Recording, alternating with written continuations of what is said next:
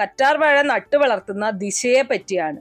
അതായത് കറ്റാർ വാഴ നിൽക്കുന്നത് കൃത്യമായിട്ടുള്ള ദിശയിലല്ലെങ്കിൽ അതിൽ നിന്ന് പ്രത്യേകിച്ച് ഒരു ഗുണങ്ങളും നിങ്ങൾക്കോ നിങ്ങളുടെ കുടുംബത്തിനോ ഉണ്ടാവുകയില്ല. വാസ്തുശാസ്ത്ര പ്രകാരം കറ്റാർ വാഴ നട്ടുവളർത്തുവാൻ ഏറ്റവും ഉത്തമമായിട്ടുള്ള ദിശയായിട്ട് കണക്കാക്കപ്പെടുന്നത് വടക്ക് അല്ലെങ്കിൽ കിഴക്ക് ദിശയാണ്. ഒരു വീട്ടിലെ ഊർജത്തെ എപ്പോഴും പോസിറ്റീവായിട്ട് വയ്ക്കുവാനും ഊർജത്തിന്റെ സന്തുലിതാവസ്ഥയെ കാത്ത് പരിപാലിക്കുവാനും ഇത്രയധികം ഗുണപ്രദമായിട്ടുള്ള മറ്റൊരു ചെടി ഇല്ല എന്നുള്ളതാണ് വാസ്തവം. അതോടൊപ്പം തന്നെ സൗന്ദര്യവർദ്ധനത്തിനും കറ്റാർ വാഴ എല്ലാവരും തന്നെ ഉപയോഗിക്കാറുണ്ട്. ഇതിലെല്ലാം ഉപരിയായി കറ്റാർ വാഴ എന്ന ചെടിക്ക് വാസ്തുപരമായി വളരെയേറെ പ്രാധാന്യം നിലനിൽക്കുന്നതിനാൽ ഒരു കാരണവശാലും ഇവ വാടിയും കരിഞ്ഞും നിൽക്കാത്ത രീതിയിൽ സൂക്ഷിക്കേണ്ടതായിട്ടുണ്ട്.